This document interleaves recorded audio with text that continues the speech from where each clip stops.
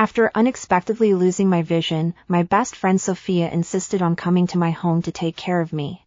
Unbeknownst to me, I overheard her conversation with my husband Marcus. Despite my precautions, she ended up causing me unexpected trouble. Not only did she try to scam insurance through me, but she also wanted to take my husband and my property. Humph, I've finally regained my vision. I suddenly turned around, and the room fell deathly silent. Everyone was stunned. They never expected a blind person like me to dodge Marcus's hand. The servants were too scared to make a sound, even their breathing grew lighter. Only Marcus, my good husband, my best friend Sophia, and their accomplice Aunt Dorothy remained calm.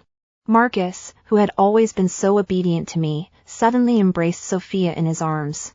One hand tightly held her waist, while the other cradled her face, kissing her without hesitation.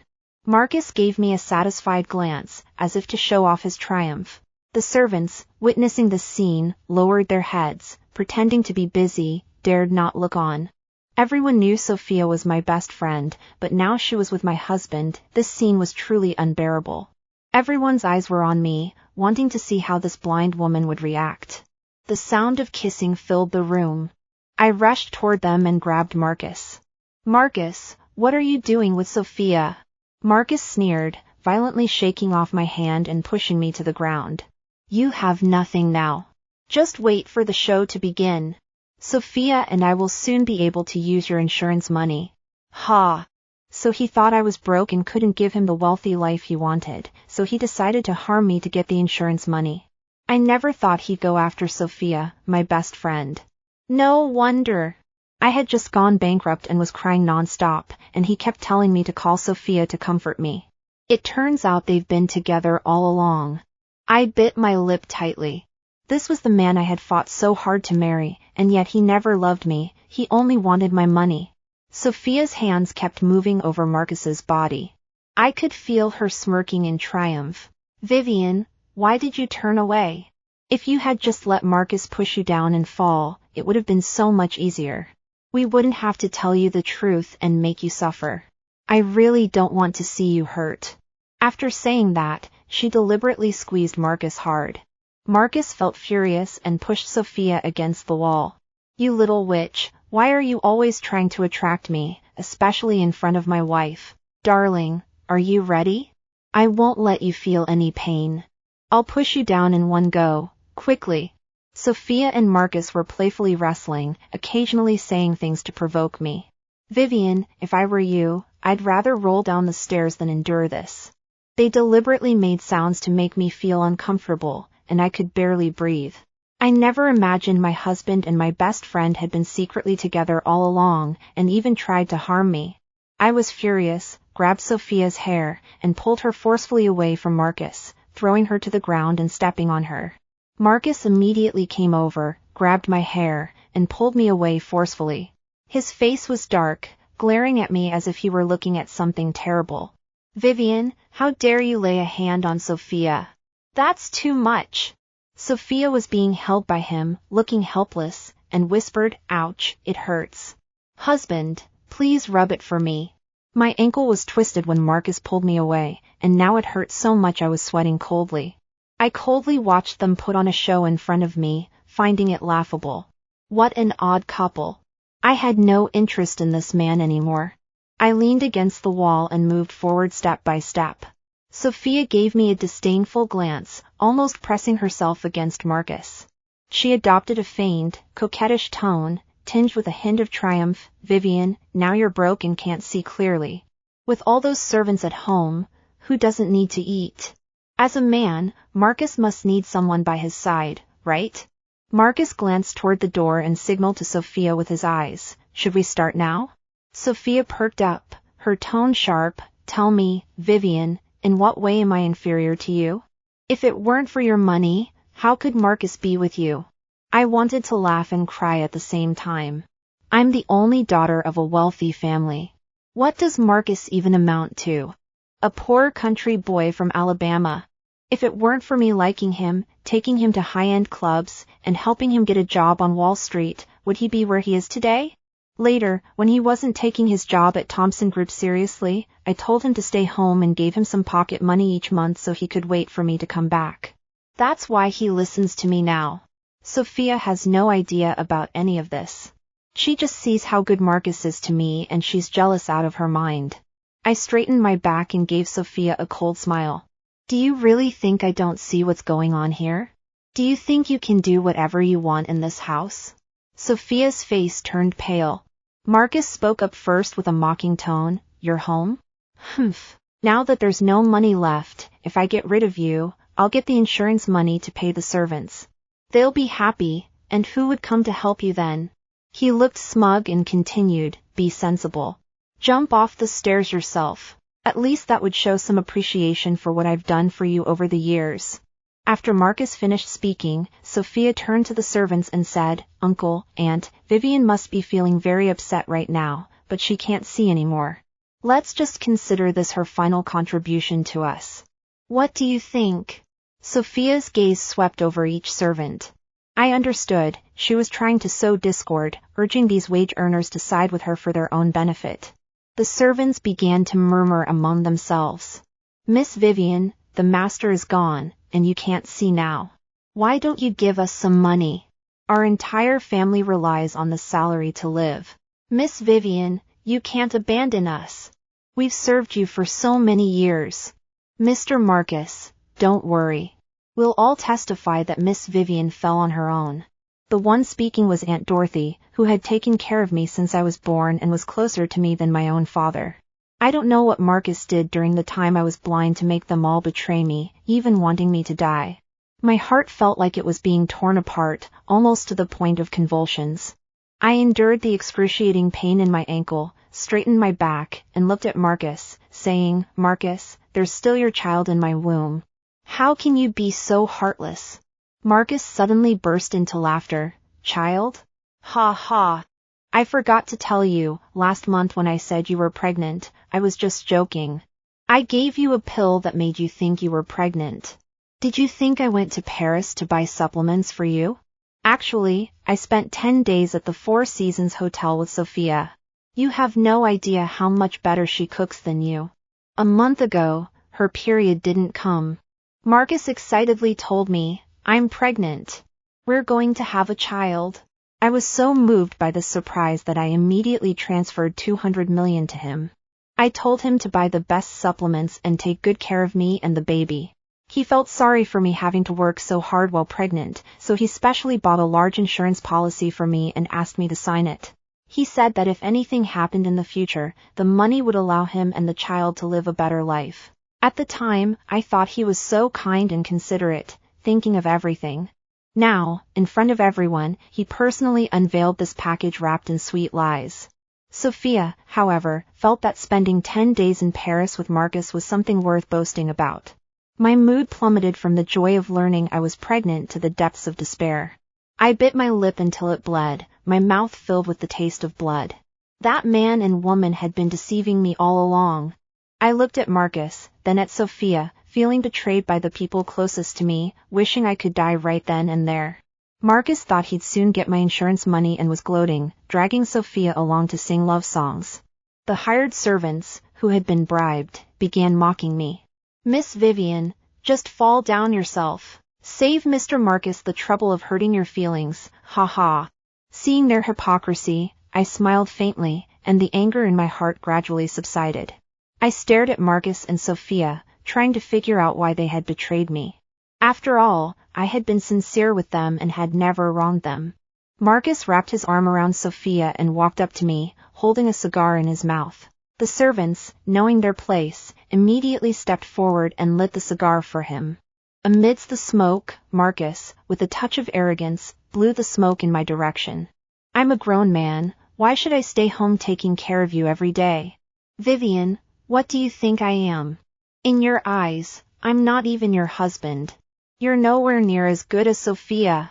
She doesn't show me any tenderness or care. Tell me, besides giving me some money, what else can you do? Why don't you look in the mirror and see if you even look like a woman? Giving you money isn't wrong, is it?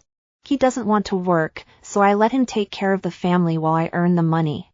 That's actually my way of taking care of him. He just has issues and is looking for excuses to justify his infidelity. Sophia was also complaining beside her. Vivian, you never reply to my messages or come to hang out with me. All you do is work and travel. You don't even care about me as your best friend. Oh, is that why he betrayed me?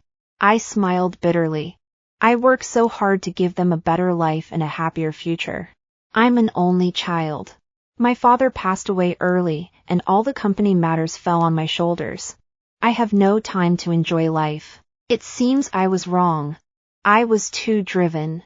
I calmly took off my sunglasses and sat on the sofa. Sophia shouted angrily, "Can't you see? You're just putting on a show." I ignored her and coldly glanced at the servants who had betrayed me. Marcus pointed at me and said, "You dare to sit there? Get up." Sophia smiled and said, "Good husband, don't rush. Let Vivian sit for a while longer. After living so long, it's hard to just let go. So we'll just wait. Sigh, at most 2 minutes." I didn't care what this couple was saying because I had already let it go. Seeing how calm I was, Sophia's smile vanished after 2 minutes, replaced by a sinister expression. "Husband, she refuses to get up. Why don't you just throw her out?" "Right, they're all blind. They don't even have any money. Who do they think they're scaring?" The servants joined in the commotion. Things had come to this point, so I didn't need to be polite anymore. Since I had discovered that the two people closest to me had betrayed me, although my heart ached, I had to resolve this issue quickly. I stood up casually, pulled out my phone, and dialed a number. "You can come out now." Everyone looked at each other, unsure of what I intended to do. "Oh, so you thought I couldn't see you and wanted to take advantage of me?" But I just laughed coldly. "I'm not blind. I just wanted to see how many people in this house were truly loyal to me when I had no money and couldn't see." No sooner had the words left my mouth than the door to a room in the corner of the villa opened, and 2 bodyguards in uniform emerged. They wore expressionless faces and spoke in cold tones. "The young miss has not gone bankrupt, nor has she gone blind. We have simply been observing from within the house." Those words were like a bomb, sending everyone present pale with fear and panic. Marcus tried to continue covering it up, but his trembling fingers gave him away. I crossed my legs, picked up the wine glass, and slowly sat back on the sofa. I gently swirled the glass and took a sip. "There's been a small issue with the company's accounts lately," I said casually. I took this opportunity to figure out who was causing trouble behind the scenes.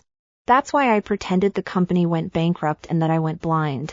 I never expected there was already a mole within our own family, and I never imagined you, Marcus, would be so bold. Seeing that I had no money, you dared to target your own wife.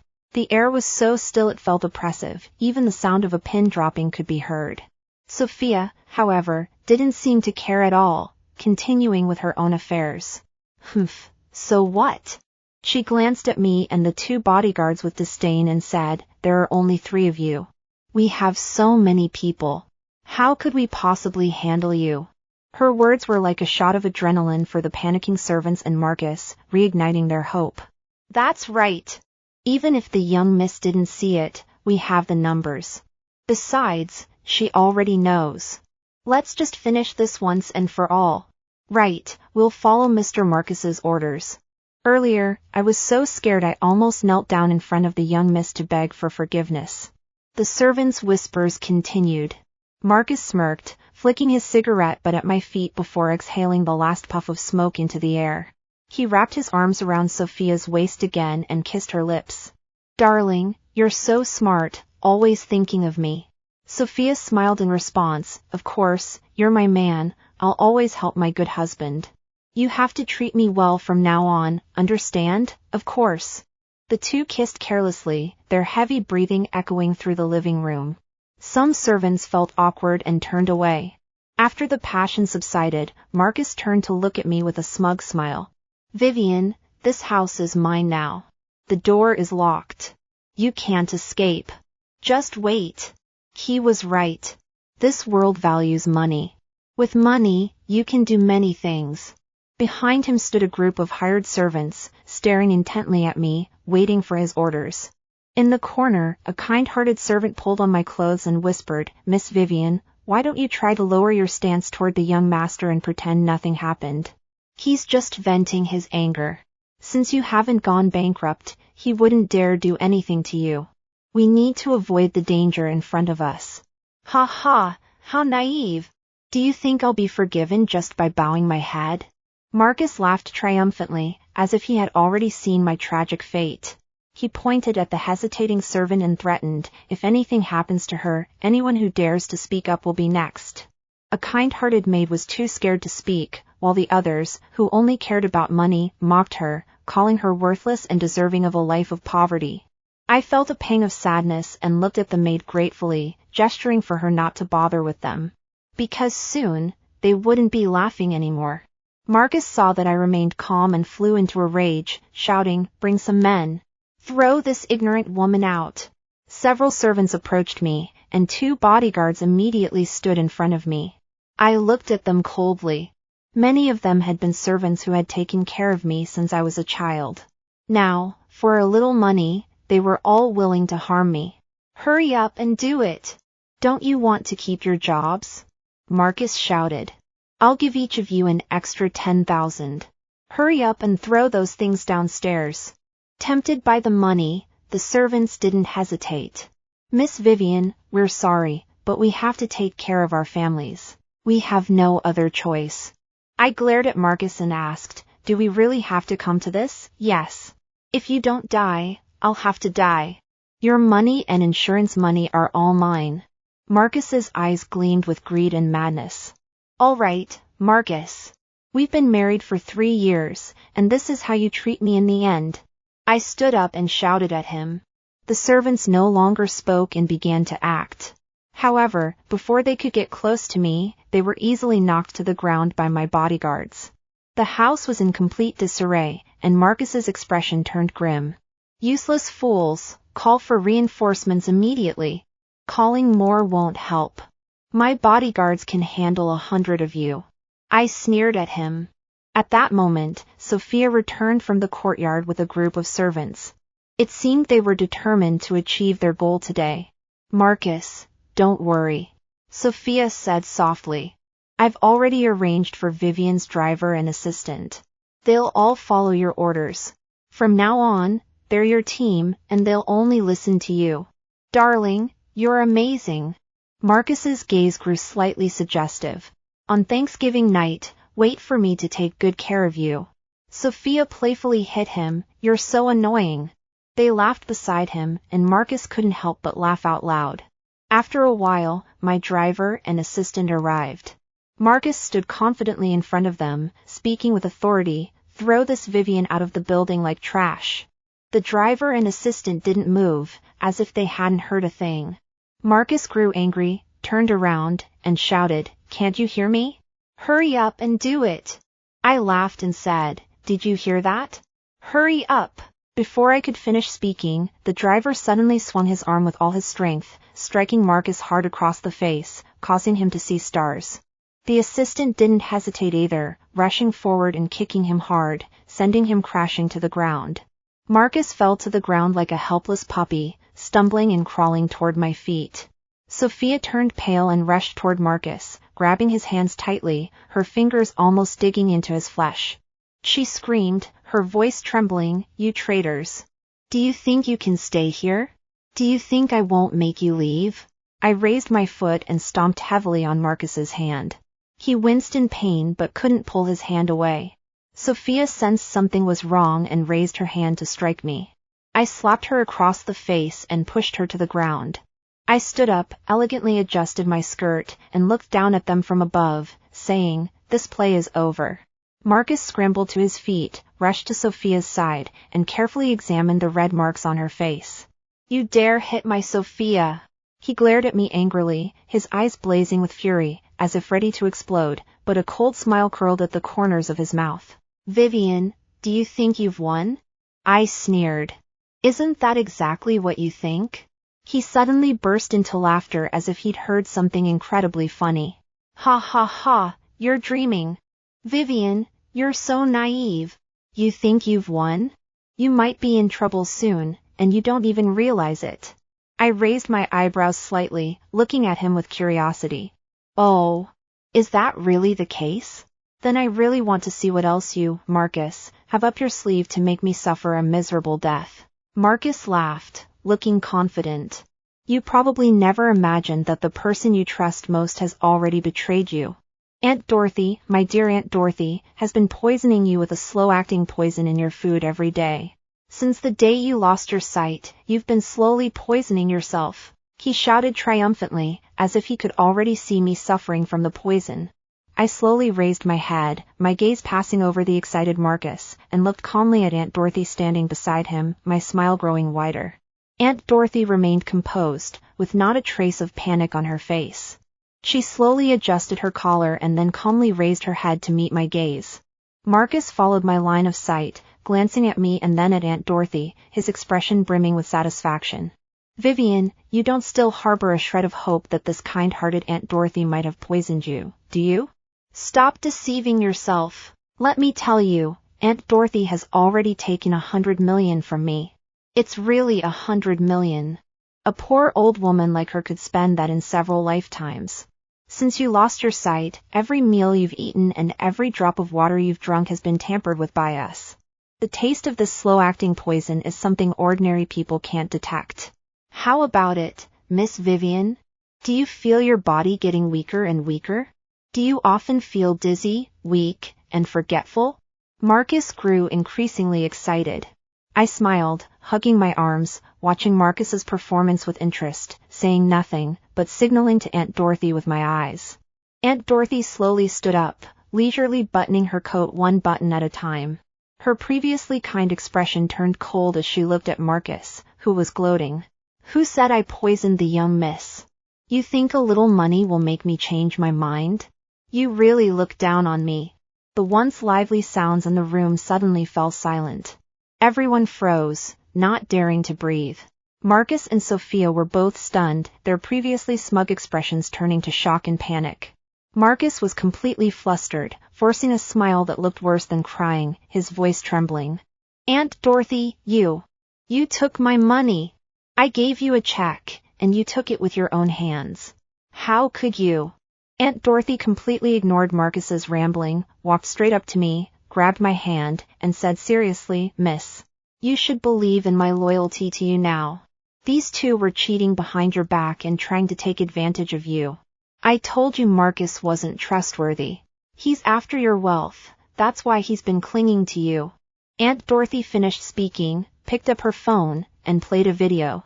The scene was unsettling. Marcus and Sophia were naked and embracing each other, making anyone who saw it feel sick. The timestamp on the video showed that the two had been involved for a long time. Aunt Dorothy then played a recording. Sophia, my darling, I've already bought a lot of insurance for Vivian, and the beneficiary is me. If anything happens to her, her money, her company, and all the insurance money will all be ours. Sorry, I can't fulfill this request. Husband, you're truly amazing. I truly love you so much. Then, a few shy, breathy sounds could be heard. Marcus's gaze darted between me and Aunt Dorothy, finally settling on Aunt Dorothy, his eyes filled with disbelief and confusion. Aunt Dorothy's lips curled into a mocking smile. I watched Vivian grow up. She's like my own daughter. Do you think you can buy me off with your measly money? When Vivian insisted on marrying you, I already felt something was off. Later, you said you bought her a lot of insurance policies, with you as the beneficiary, which made me even more suspicious. Aunt Dorothy's eyes grew sharp as she spoke. So I had Vivian pretend to agree, but it was actually me who signed that fake contract for her. I've been watching you too, and I never expected you to be so bold as to do something like this while Vivian wasn't home. At home, Aunt Dorothy didn't continue, but everyone knew what she was talking about. I showed the evidence to Vivian, and she was heartbroken. We discussed it and decided to go with the flow. Aunt Dorothy gently patted my hand, her eyes filled with concern. Let her continue pretending to be pitiful, I'll be the bad guy. I just want to expose all of you heartless people. Sophia's face turned pale, and she swayed, almost falling to the ground. She never imagined she had been used all along. Marcus's face also looked pale, as white as paper, and his lips were trembling. That insurance contract, it's fake. Aunt Dorothy signed it for me. You're so stupid, you can't even recognize my name, I said coldly to him. My disgust for him was indescribable. Marcus collapsed onto the ground, like a pile of mud. The servants who had been bribed were too scared to look up, their hearts pounding with fear. Suddenly, a servant knelt down with a thud and said, "Miss Vivian, I was wrong. It was Marcus who threatened me. He said if I didn't obey him, he'd kick me out and make it impossible for me to live in this city." She cried bitterly. The other servants knelt down one after another, bowing their heads in supplication. "Miss Vivian, please spare us. We were all forced to do it. It was all Marcus's doing." Cries and pleas filled the air. I watched all this coldly, a sneer curling my lips. Marcus, enraged, stood up and charged forward to attack. "You money-grabbing scum. It's your own greed that got you here, and now you dare to blame others." He beat them while shouting, spitting saliva onto the servants' faces. The scene quickly descended into chaos. Some servants, driven to desperation, began to fight back. They grabbed whatever was nearby and threw it at Marcus. One servant grabbed a chair and smashed it hard on Marcus's head. Blood immediately began to flow. Marcus let out a loud scream, clutched his head, and hurriedly backed away. Sophia was terrified, huddling in the corner, her body trembling uncontrollably. Sophia had never seen such a scene before and was so scared her legs went weak. She staggered over, clinging tightly to my arm, her face covered in tears and snot, her makeup smudged. "Vivian! You really saw it. That's great. I made a mistake. I was so foolish. I shouldn't have believed what Marcus said. It's all his fault for putting me in this situation. He sent me the wrong signals. He forced me to be with him. Vivian, please forgive me. We're still best friends, aren't we?" She clung tightly to my arm, her nails digging into my flesh, as if afraid I'd run away. Seeing her like this made me feel uneasy. I recalled her with Marcus and how ruthless she'd been when she'd forced me to jump off the building, and it made me feel sick. In the past, I might have softened and hugged her to comfort her. But now? I'm not that simple, naive Vivian anymore. I roughly shook off her hand, took a few steps back, pulled out a wet wipe from my bag, and carefully wiped the corner of my clothes where she had touched me, feeling like there was something dirty on it. "This is my blessing for you both. Merry Christmas." Sophia was pushed by me and almost lost her balance. She froze for a few seconds, probably not expecting me to treat her this way. She quickly stood up, tidied her disheveled clothes and hair, and put on a pitiful expression. "Vivian, don't be angry. I'll leave. I'll stay away from you." She said this while slowly walking toward the door. I watched her act and almost burst out laughing. "Are you leaving? Sophia, did you forget that you just asked me to jump off the building? You want to leave now?" I walked toward her step by step, my tone tinged with mockery. Sophia's expression darkened instantly. She suddenly looked up, as if she were a different person, all traces of her previous weakness and vulnerability gone. "Vivian! What gives you the right? Why are you always so self-righteous? Why do you always get all the good things? What makes you better than me?" She pointed at me, her hands trembling, her eyes filled with anger. "Why are you doing this?" I laughed coldly. I was born the eldest daughter of the Thompson family. The things I possess are beyond your reach for your entire life. You don't deserve it, so stop dreaming. Want to live a good life? If only you could be reborn into a better family next life. Someone, help! Several bodyguards rushed in. "Take them both downstairs." I pointed at Marcus and Sophia, repeating exactly what Marcus had said to me earlier. The bodyguard said nothing, dragging Marcus and Sophia out. Marcus and Sophia were terrified, struggling desperately on the staircase. "Vivian! What you're doing is so worrying. This is illegal." I laughed coldly. "You know this is illegal, right? I know this is wrong, but I just wanted them to feel what it's like to be cornered." I waved my hand at the bodyguards. They immediately understood and let go. Marcus and Sophia collapsed onto the ground, panting heavily, their clothes soaked in sweat. Sophia suddenly stood up, pointing at me, her voice loud. Vivian, even if you win, I'm not the loser. At least, Marcus loves me, not you. I almost laughed at her words. This woman still doesn't understand the situation. You're not worth anything. What do you have to be proud of? I looked at her with contempt and said, to be honest, the line of people who want to be with me could stretch from New York to Chicago. These people are useless. I should thank you for clarifying things for me. By the way, the police have been waiting for you at the door for a long time. You have quite a few charges against you, like embezzlement, murder, and stealing my money. That's enough to keep you in prison for a while. The police grabbed Marcus and Sophia on either side, preparing to take them downstairs. Just as they reached the staircase, Marcus suddenly went berserk, struggling violently and managing to break free. He rolled over to me, clinging tightly to my legs, tears streaming down his face. Vivian! Listen to me. It's all Sophia's doing. She was the one who approached me. I acted impulsively and did something that hurt you. Vivian! Please forgive me. We're about to have a child, right? I'll take care of the child at home, and you can focus on making money, okay? Child?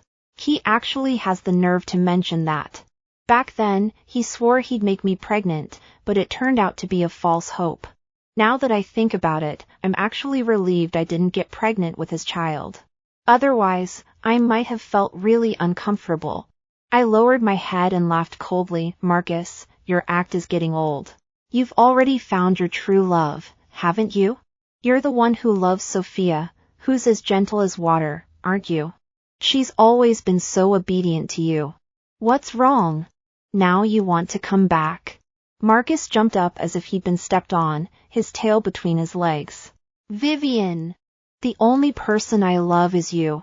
You're the only one in my heart. He pointed at Sophia with a look of contempt and said, that woman? What qualifies her? What qualifies her to compare herself to you? You're the only one who's special to me. What about her? She's just a tool for you to vent your frustrations. He belittled Sophia without mercy, and all his previous sweet words sounded like empty promises. Sophia, who had been held down by the police, heard these words and went crazy with anger. She suddenly broke free from the police and rushed to Marcus, pointing angrily at his nose, her words filled with rage. Marcus! You're being too much. What did you tell me back then? You said you didn't love Vivian at all. You said you were with her only for her money. You said you didn't like her spoiled temper.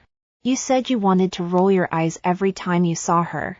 What are you doing now, acting so deeply in love? Do you even care about your image? You make me doubt whether you're even a man.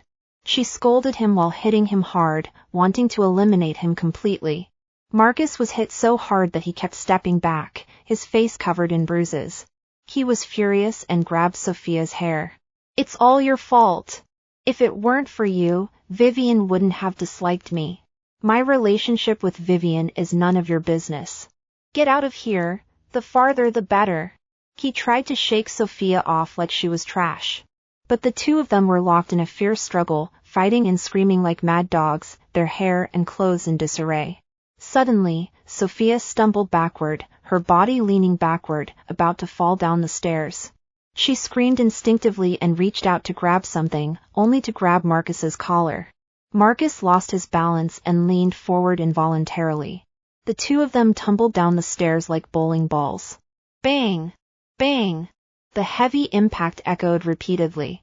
Sophia and Marcus lay motionless in a pool of blood. Bright red blood spread out beneath them. The police arrived quickly, cordoned off the area, and set up a perimeter.